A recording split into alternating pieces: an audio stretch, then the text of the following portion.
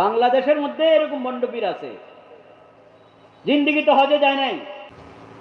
মনের পর্দা বড় পর্দা বলে কিনা বন্ডরা, বলে কিনা? পর্দার বিধান আল্লাহ তাআলা দিয়েছেন, এটা মনের পর্দা না বাস্তব পর্দা? বাস্তবে যেটাকে পর্দা বলে সেই পর্দা ফরজ। পুরুষের জন্য পর্দা ফরজ, যে কোনো মহিলার সামনে যাইতে পারবে না। মহিলার জন্য পর্দা ফরজ ফরজ, যে কোনো পুরুষের সামনে যাইতে পারবে না। এখন এই লোক বলে মনের পর্দা বড় পর্দা, মনের পর্দা বড় পর্দা। এর ইমান আছে?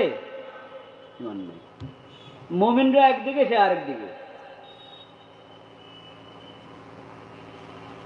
ইসলামের সমস্ত বিধান সাহাবায়ে কেরামের জমানা থেকে মুমিনদের কাছে যেভাবে আছে ওইভাবে ওই বিধানকে মেনে নেওয়ার নাম ঈমান।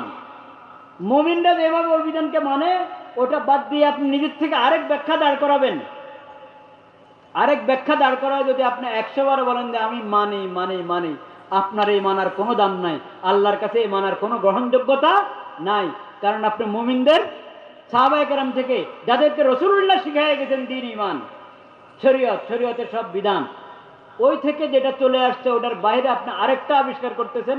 আপনার এই আবিষ্কারটাই প্রমাণ করে যে আপনার আল্লাহর প্রতি বিশ্বাস নাই, আল্লাহর নবীর প্রতি বিশ্বাস নাই, এবং পুরা উম্মত থেকে আপনি বিচ্ছিন্ন হয়ে আলাদা রাস্তা অবলম্বন করছেন। আল্লাহ বলেন নুওয়াল্লিহি মা তাওয়াল্লা, তুই আলাদা গেছ, তোর ঠিকানাও আলাদা। সবাই যাবে জান্নাতে, তুই যাবি জাহান্নামে।